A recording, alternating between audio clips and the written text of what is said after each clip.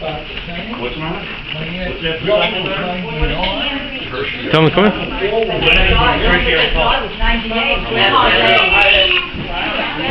What do you do? Really? Someone just up this for a ceremony. We're doing the vows.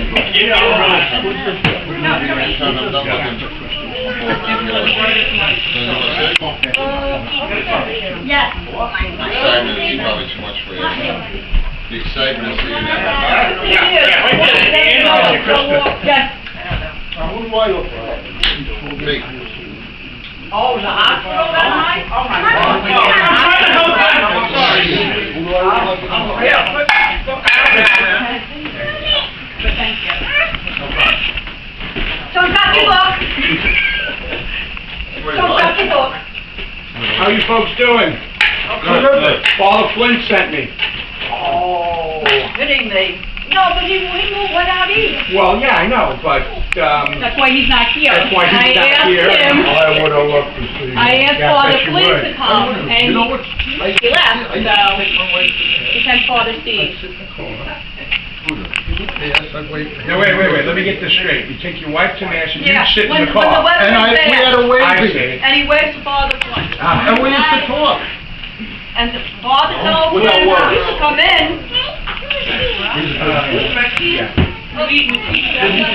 Take no prisoners. Why don't you and Marie have a seat? Give me up. Absolutely. Thank you.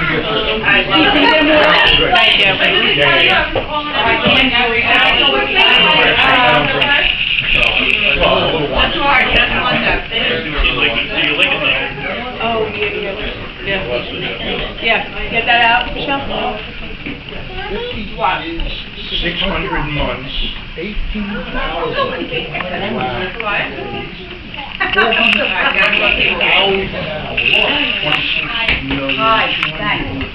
Now understand, Father Steve, Father counting the seconds. my father's very religious.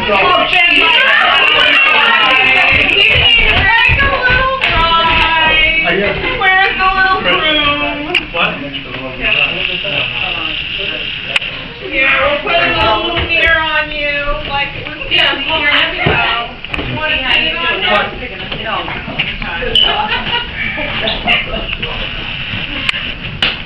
Are we renewing vows? Renewing vows? You renewing vows? Well, you're here anyway, so you might as well. I guess, I don't know what we're doing, but this is all a surprise to me. She said she'd get the I said, I just encouraged her. Not too late. Well, go on this, man. Don't do this.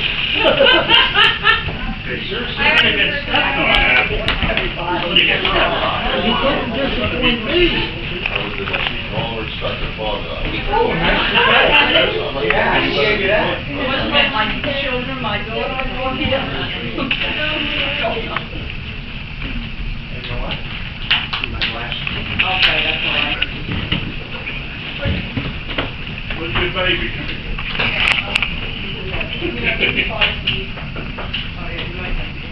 Warm in him already? So he got warmer, huh? You know what I feel bad though is that Joe and Jade aren't. Because Joe and Jade really seem to be into the whole vow renewal thing. All right. Well, we were talking about it at meetings, yeah, they were very into We're it. gonna get those, I have a few things to say. Okay, do we want Nikki to hold them? Nikki, can you be the ring bearer? Can you hold the ring, huh? What? Should I go put my tux on to be the best man? Where I'm sitting. And then the blessing at the end, right? The blessing at the end? I have a, Okay. You can sit on my lap. Poppy, should I put my tux on to be the best man? Oh, wait. Oh, yeah. Jacket and cuffs on? To be the best man? You're winning. No, I'll win. Go back to good cold biscuit. You can put it in the sink. Oh, you really gonna do something?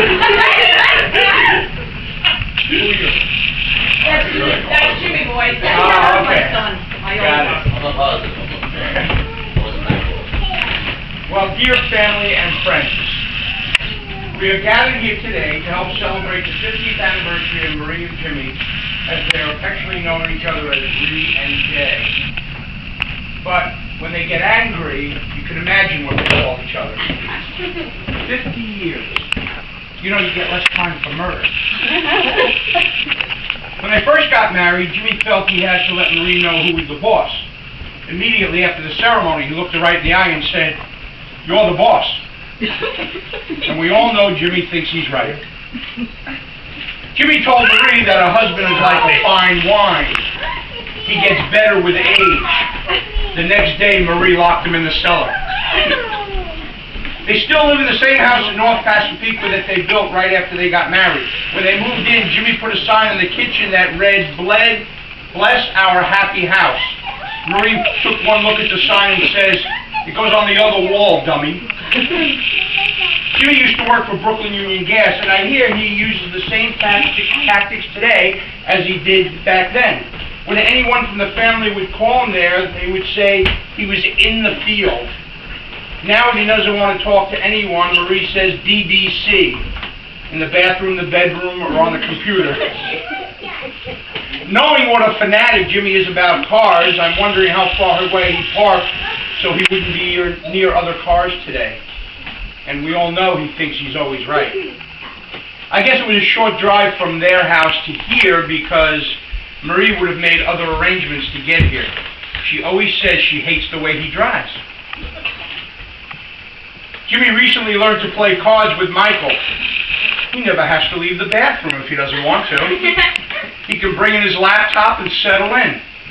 I heard he even orders pizza to be delivered right to the bathroom door. Marie, on the other hand, is very busy. She visits her mother several days a week, visits the kids several times a week, and goes to church every Sunday. Says her rosary every day, makes sure she goes to church every holy day of obligation, and lights many a candle in the hopes her prayers are answered. Because they can't bear to spend too much time apart, they look for little ways to spend time together.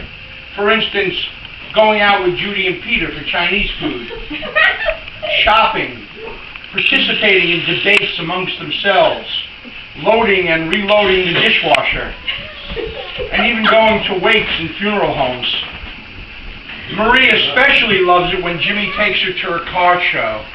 She can't think of a better way to spend a Friday night. In the beginning, though, it was different. Marie said to Jimmy, "Let's not stay home all the time. Let's go out 3 times a week." Jimmy said, "Good idea. You go out Monday, Wednesday, and Friday." And we all know that Jimmy thinks he's always right.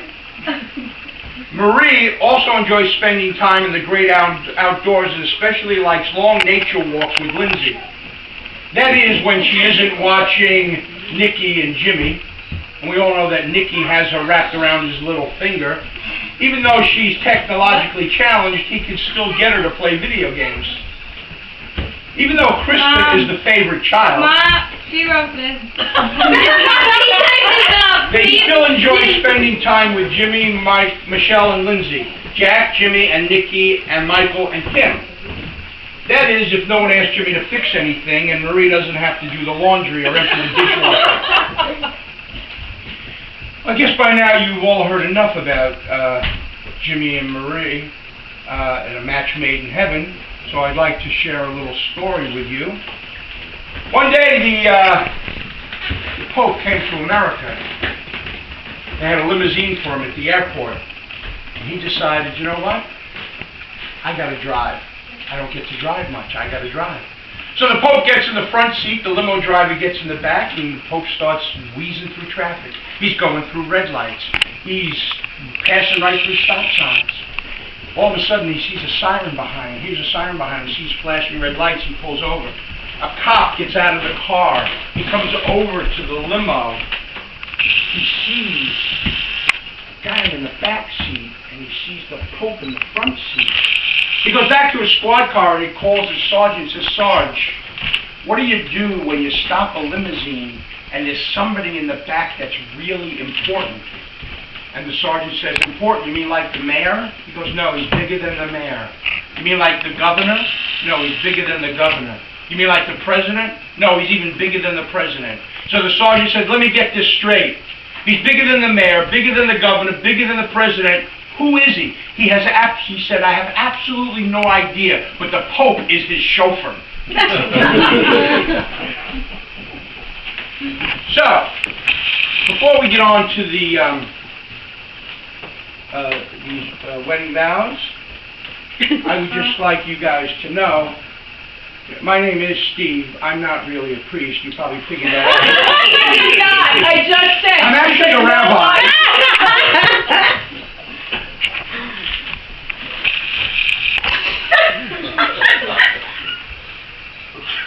I tell something. That's perfectly fine. And now, my glasses. Jimmy and Marie, would you stand, please? We have a little exchange of vows here. Jimmy, I'd like you to repeat after me. Marie, 50 years ago, I pledged my love and commitment to you.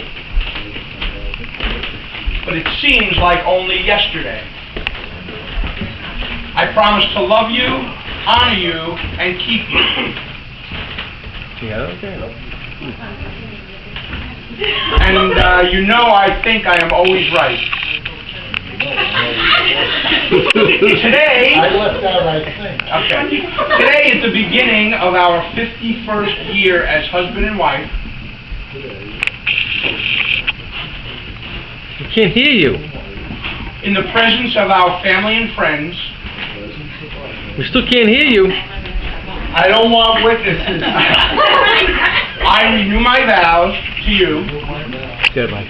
And eagerly await that you acknowledge that I am always right.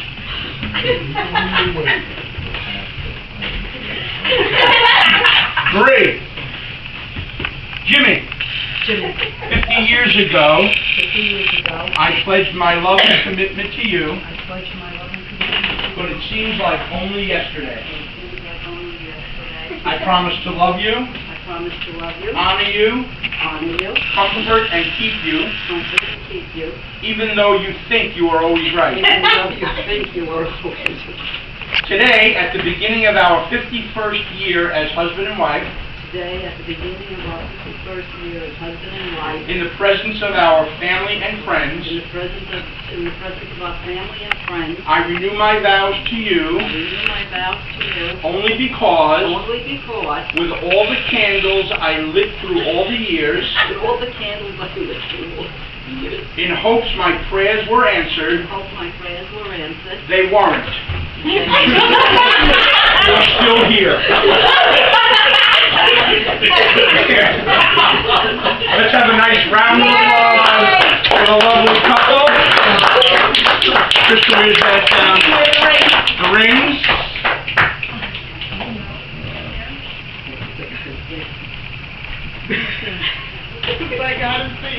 I picked them out myself. Are they candy? You actually have to wear them with this ring. Are they?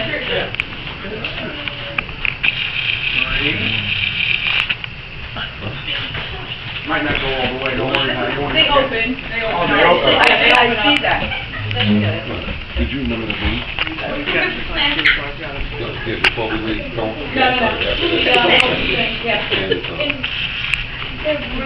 Did they fit?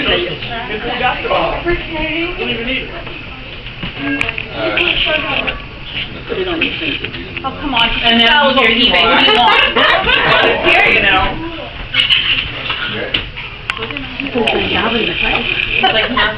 I got it on. I will do it. Okay, and now we have the certificate from the family and friends of Marie and Jimmy Giambrone. Marriage renewal, certified to all that Marie and Jimmy have completed 50 long and wonderful years of wedded bliss. May they love and cherish each other for the next 50 years. Unless, of course, they don't, in which case this certificate means absolutely nothing. Congratulations. Thank you. You really are a rabbi. No, I'm not.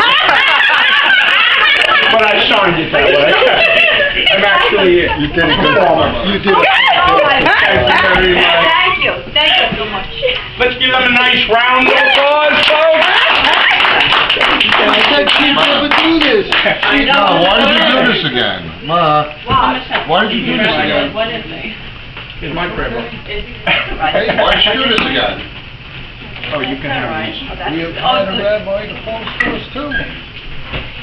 Why'd you do this again? Wherever he is, he must be watching this whole thing. Huh? Oh, okay. I can't talk. Actually, when